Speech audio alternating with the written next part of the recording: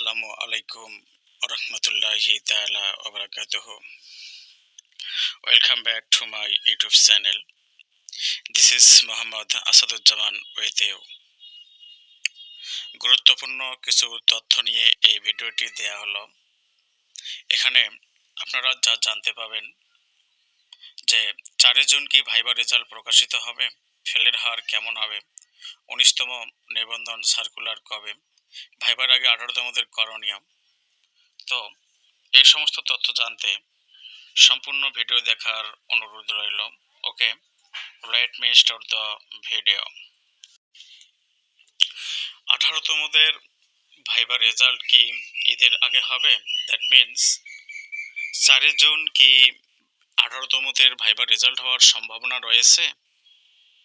আসলে এনটিআরসি কর্তৃপক্ষ চাইলে 4 জুনের মধ্যে রেজাল্ট প্রকাশ করা সম্ভব। তবে যদি আমরা বিগত নিবন্ধনগুলোর দিকে তাকাই, অন্তত ভাইবার ক্ষেত্রে, ভাইবার রেজাল্ট প্রকাশের ক্ষেত্রে, তাহলে আসলে অন্য কথা বলা যাবে।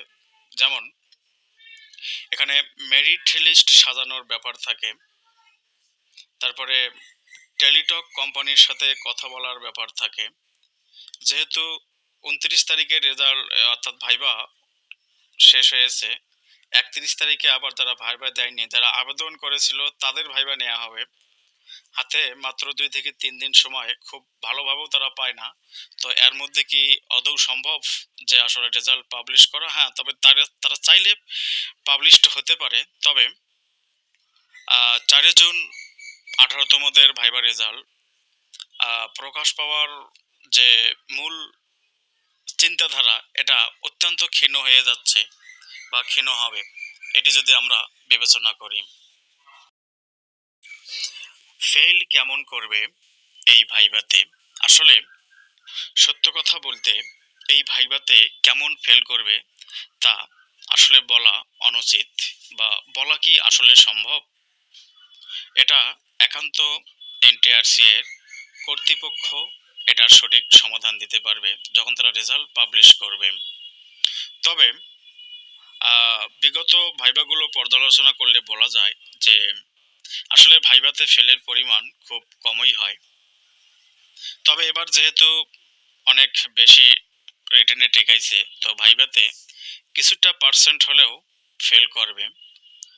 তো ফেল কারা করবে, কেন করবে, তার উপরে আমি প্রায় 4-5টা ভিডিও দিয়েছি।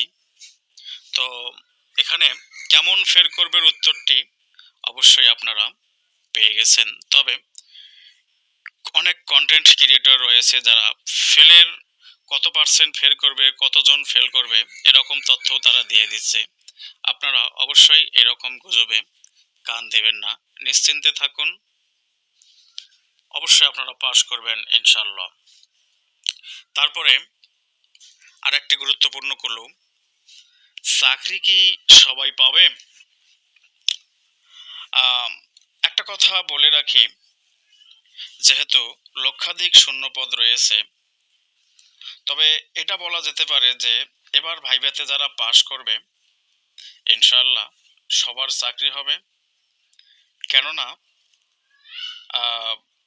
এইবার 18তমদের থেকে সর্বোচ্চ নিয়োগ দেওয়া হবে।